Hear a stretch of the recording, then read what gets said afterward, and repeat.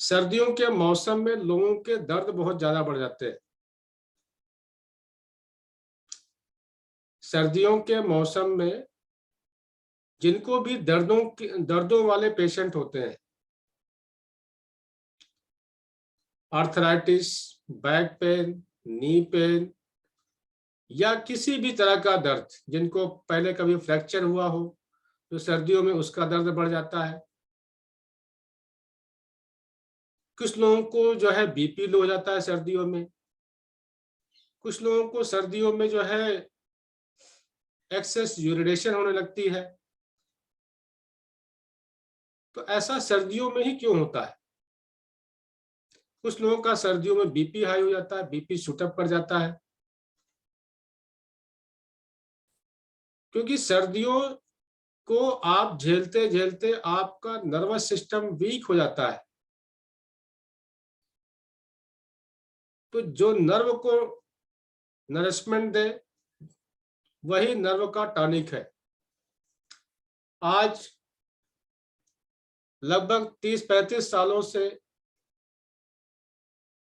Multivitamins और different different तरीके के सप्लीमेंट का प्रचलन बहुत बढ़ा है, और इन 10-15 सालों में तो अब बहुत ही ज्यादा है।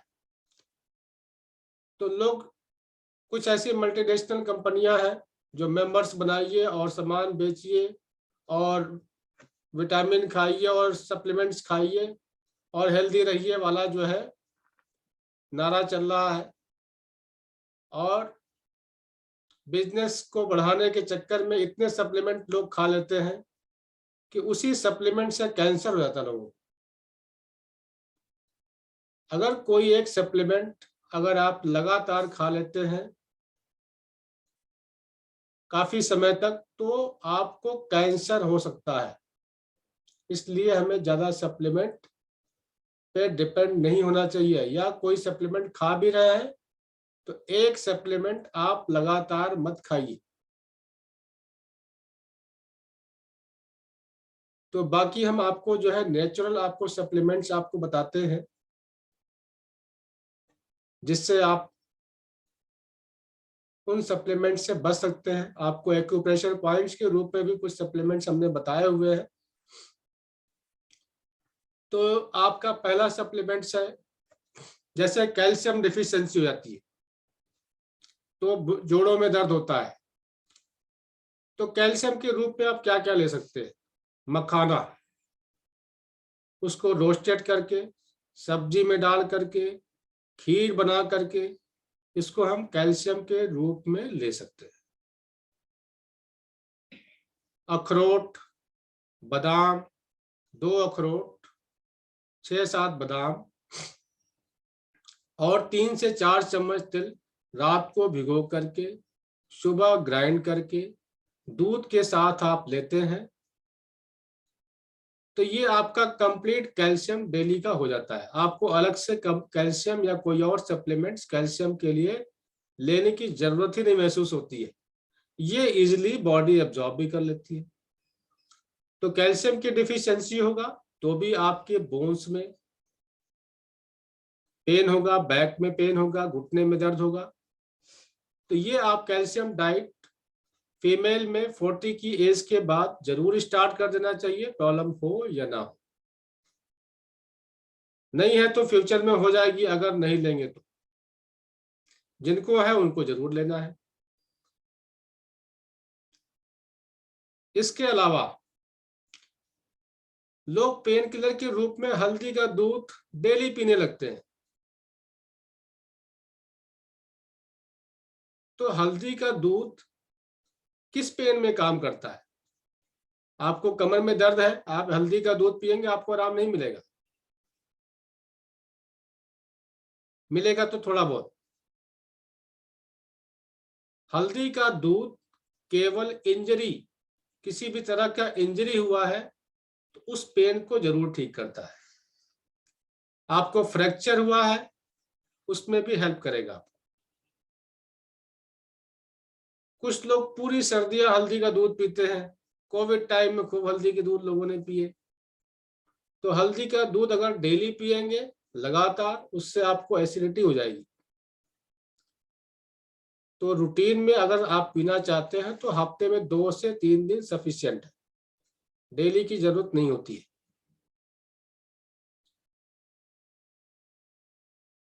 आज का विटामिन डी डिफिशियंसी के जी विटामिन डी के भी बारे में बताते हैं। विटामिन डी और कैल्शियम दोनों आपस में जुड़े हुए हैं, और आपका विटामिन डी अगर कम है तो कैल्शियम अगर आप किसी भी रूप में ले रहे हैं, चाहे डाइट के रूप में या फिर डाइट के रूप में या गोलियों के रूप में या कैप्सूल के रूप में, वो एब्जॉर्ब नहीं होता है। और जिनका भी विटामिन डी कम है, अगर उसको जब तक आप नॉर्मल नहीं करेंगे तो आपकी जो भी बीमारी है उसको ठीक नहीं होने देगा। चाहे वो शुगर हो, चाहे थायराइड हो, चाहे बीपी हो, या कोई भी बीमारी हो, जब तक आप विटामिन डी को इम्प्रूव नहीं करेंगे, पहले से बेटर नहीं करेंगे, नॉर्मल नहीं करेंगे, तो आपका कोई भी बीमारी ठीक नहीं होगा। आप जो मर्जी इलाज करते रहे, चाहे मैग्नेट लगाइए, एक्यूप्रेशर करिए, रिलीफ तो मिलेगा उसको थोड़ा बहुत, लेकिन फिर वहीं वापस आ जाएगा। तो इसलिए पेशेंट का कैल्शियम विटामिन डी लेवल आपको पता होना चाहिए। अगर उसको ऐसी डिफिशियंसी है या आपके ट्रीटमेंट से उसको रिलीफ नहीं मिल रहा तो टेस्ट करवाइए आप, कहीं उसका विटामिन डी कम तो नहीं है। आर्थराइटिस है तो उसका आर्थराइटिस ठीक नहीं होगा, उसको रिलीफ नहीं मिलेगा। तो विटामिन डी का सोर्स तो केवल नेचुरल सोर्स केवल सनराइज है। सूर्य की रोशनी में आप थोड़ी देर बैठे, कुछ लोग कपड़े उतार के बैठ जाते हैं कि पूरा जो है विटामिन डी हम ही ले लें। ऐसा जरूरी नहीं है। आपके पास ऑप्शन है तो जरूर उतार के बैठिए। ऑप्शन नहीं है तो चाहे फोरहेड पे लगे, चाहे आपके हाथ की हथेली पर लगे सनरेज, इतने से ही आपका विटामिन डी एब्जॉर्ब हो जाता है। लेकिन सर्दियों की पूरे दिन की धूप और गर्मियों में केवल सुबह की धूप, सनराइज से लेकर के 7 बजे तक, 7 बजे 8 बजे सो के उठेंगे और जाके दोपहर में घूमने जाएंगे तो उस विटामिन डी का कोई फायदा नहीं, उल्टा विटामिन डी आपके बॉडी से खींच लेगा, जो थोड़ा बहुत है ना वो भी खींच लेगा। तो गर्मियों में विटामिन डी आपको केवल सुबह सुबह ही मिलता है, सर्दियों में आप पूरा दिन ले लीजिए। तो विटामिन डी को जरूर मेंटेन करिए बाकी सारी बीमारियों को ठीक होने के लिए। और विटामिन डी के साथ साथ कैल्शियम भी मेंटेन रहना आपका जरूरी है। इसी तरह से B12 होता है। आजकल लोगों को B12 डिफिशियंसी बहुत हो रही है। अगर B12 डिफिशियंसी है तो उसके वजह से भी आपके नर्व वीक हो जाते हैं, और उसकी वजह से भी आपको पेन रिलीफ नहीं होता है। कोई भी आप ट्रीटमेंट करते हैं उतना हमारे बॉडी पे इफेक्ट नहीं करता है या कम करता है। तो इसलिए अपना B12 भी मेंटेन करें आप। तो विटामिन डी और B12 इन दोनों का बहुत ज्यादा रोल है आपके ट्रीटमेंट में।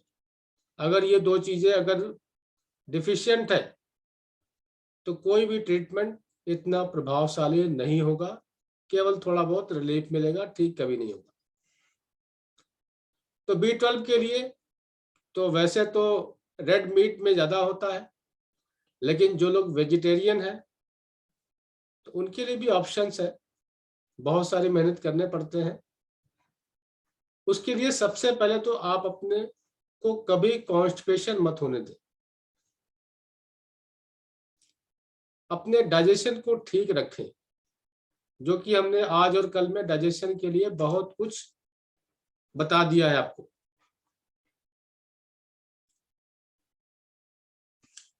एक मिनट, एक मिनट। क्योंकि आपके लार्ज इंटेस्टाइन में विटामिन बी कॉम्प्लेक्स बनता है।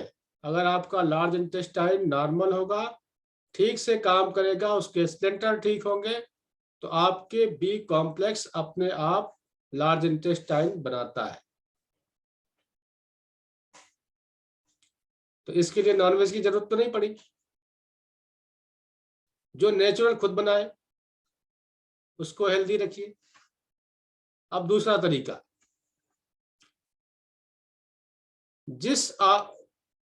जिसका रंग सबसे गहरा हो, जो भी फल सब्जियां, जैसे काला गाजर,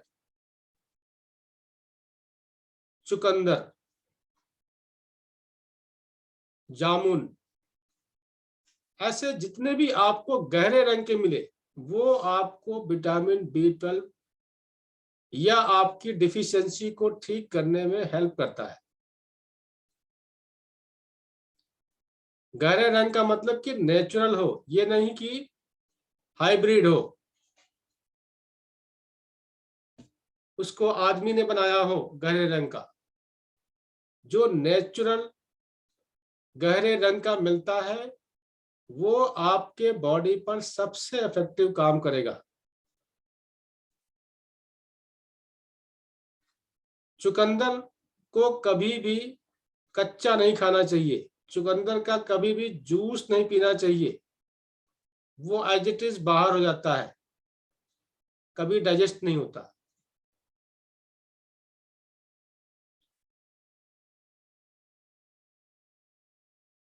बैगन, हाँ जी, बैगन भी, बैगन के बारे में बता देते हैं आपको, बैगन की बात की आपने तो। बैगन गहरे रंग का है, बैगनी रंग का फायदा करता है, लेकिन कब? जब आप उसको भून करके, आग पर भून करके उसका भरता बना के खाते हैं, तो वो कोलेस्ट्रॉल में हेल्प करता है। अदरवाइज जिस सब्जी बनाते हैं वो ज्यादातर लोगों को गैस बनाता है, इसलिए सब्जी बनाते हैं तो उसमें हींग ज्यादा डालिए, अदरक डालिए। तो बैगन का आपको बता दिया आपको। तो हम लोग चल रहे थे चुकंदर के हलवे पे। चुकंदर का हलवा आप में से कुछ लोगों ने रेमेडी हमसे जान करके बनाया भी है, उसका स्वाद भी लिया है।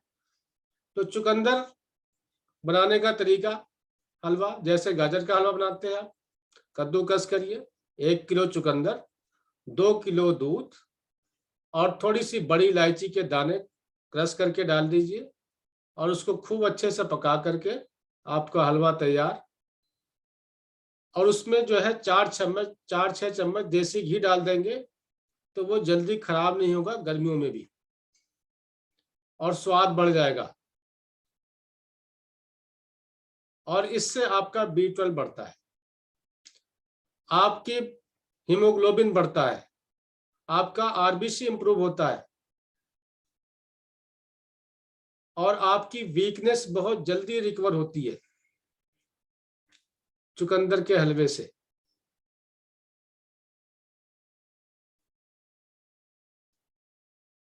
तो ये हो गया आपका कैल्शियम विटामिन डी। इसका भी बताते हैं।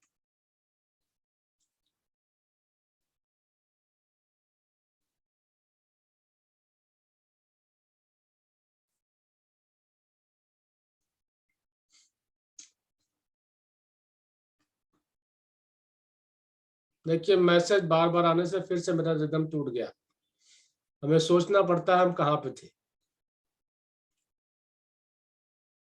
हम वो सब कुछ बताने वाले हैं जो आपके मन में क्वेश्चन है। तो हम लोग चुकंदर के हलवे की बात कर रहे थे, बी 12 की बात कर रहे थे। तो बी 12 के और भी बहुत सारे फार्मूले यूट्यूब पे दिए हुए हैं। जैसे कुछ लोग चावल में, दही में चावल भिगो के 4 घंटे फ्रिज में रखते हैं, फिर उसके बाद निकाल के खाते हैं, वो भी बी 12 बढ़ाता है। जो आप चावल पका हुआ रात को भिगो करके और पानी में, और उसका सुबह पानी छान करके पीते हैं, उससे भी बी 12 इम्प्रूव होता है। तो ऐसे बहुत सारे फार्मूले आपको यूट्यूब में बी 12 के बारे में मिल जाएंगे, क्योंकि ये बड़ा फेमस हो गया है बी 12। क्योंकि आजकल बी 12 लोगों के बहुत ज्यादा कम हो रहे हैं, जिसकी वजह से नर्व पेन, यहाँ तक कि ब्रेन को भी इफेक्ट करता है। आपके नर्वस सिस्टम को वीक कर देता है। आपके जितनी भी दर्द वाली प्रॉब्लम है वो बहुत ज्यादा बढ़ जाती है, और जब तक इसको इम्प्रूव नहीं करते हैं तब तक कोई बीमारी और आपकी ठीक नहीं होती है। अभी अब क्वेश्चन आया था कि अगर B12 बढ़ जाए, जो लोग सप्लीमेंट्स बहुत ज्यादा खा लेते हैं उनका B12 कभी कभी बढ़ जाता है, हीमोग्लोबिन बढ़ जाता है, और विटामिन डी ज्यादा खा लिया तो विटामिन डी बढ़ जाता है। तो अगर बढ़ गया तो भी दर्दें बढ़ जाएंगी आपको। जो दर्दें आपको नहीं हो रही थी ना, आपको दर्दें कभी था भी नहीं, तो भी दर्द बढ़ जाएगा आपका। कम होगा तो भी प्रॉब्लम, ज्यादा होगा तो भी प्रॉब्लम। जब आपका बढ़ जाए तो क्या करें आप, कैसे निकालेंगे उसको? ब्लड डोनेट कर दीजिए।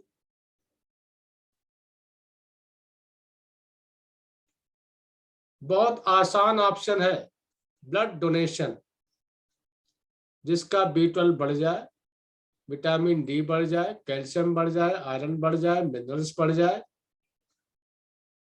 तो अपने ब्लड को डोनेट करके आइए।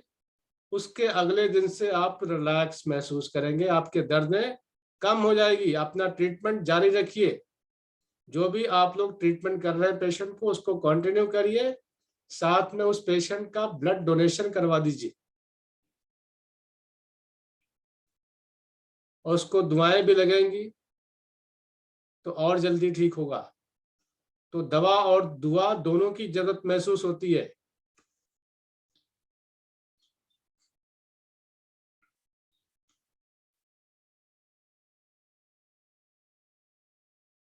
तो ये हो गई ब्लड डोनेशन की बात। और जिनको स्किन प्रॉब्लम होती है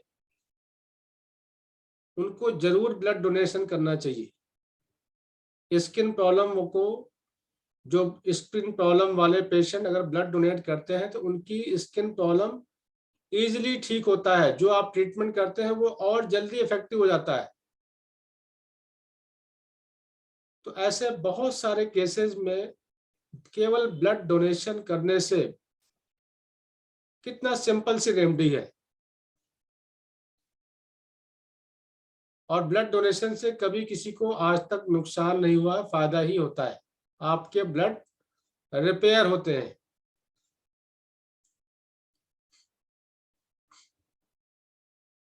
चलिए हम लोग आगे कंटिन्यू करते हैं।